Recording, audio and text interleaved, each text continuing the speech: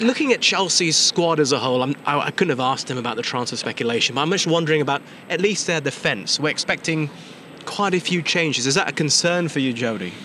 It's a funny one. Obviously, when you're losing quality players, and I think Christensen and Rudiger come under that category, if you're losing Azpilicueta as well, as far as the leadership capabilities of him, and granted, whether he would play as much next season if he was still here, I mean, that yet to be decided. But when you're losing kind of nucleus of the defence, you do have to replace. But I actually think it's probably, apart from Rudiger, it's probably something that they maybe be looking forward to doing. Mm-hmm. I mean, if the manager's going to be backed, which I think he will be once the takeover is complete, I think it's actually something they'll be looking forward to. Maybe having a bit of an injection of refreshment of players, maybe some younger ones that can propel onto another level, maybe playing at other clubs, that coming to Chelsea is a little bit more of a challenge and a step up for them.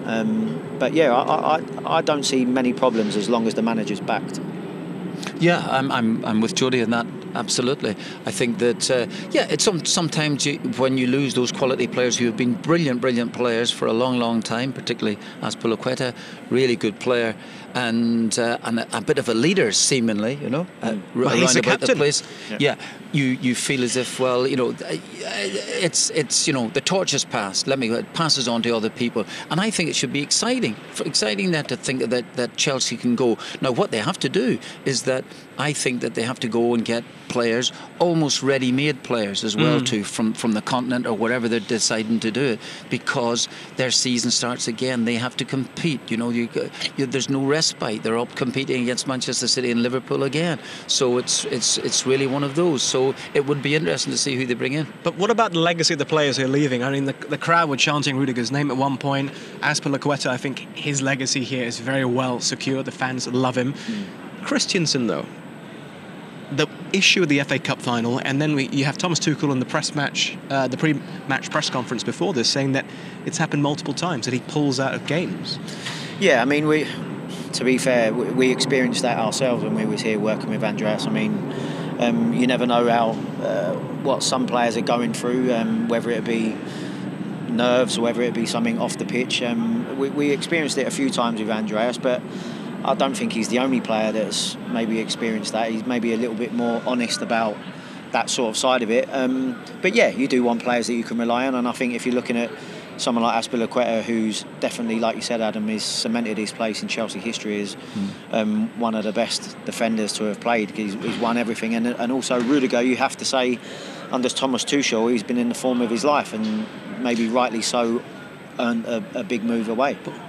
Why was he a success, do you feel, under Thomas Tuchel? And when you were here, he didn't seem to click. When we came in, he was injured. He'd had a serious injury and was out for a good while. And then when he came back into the team, we was actually doing quite well. We didn't play a back three all the time. As I said, I think if you look at the way Rudiger's played on the left side of a three, he's definitely been one of the best defenders in Europe. But you sometimes get that. Sometimes a manager gives you a bit of confidence. Sometimes your form kicks in at the right time under a new manager. Sometimes you're thinking you're coming to the end of a contract and you need to produce. So who knows? All I would say is that having watched him previous to when we came in and since we left, he's definitely in the form of his life. Manager can't keep every player happy, Martin. That's one thing I've learned. Talking to players about managers, you'll always hear two sides to a story, always. It's the most difficult thing in the world to keep a big squad happy. You can't do it, and if you think you're going to do it, it just will not happen like that. The best thing for a manager to do to keep people happy, or to keep the dissenters quiet, win the football matches. You keep winning the football matches, then people start to turn around and then start to believe you. That's Klopp and Guardiola's secret, I guess. Yeah.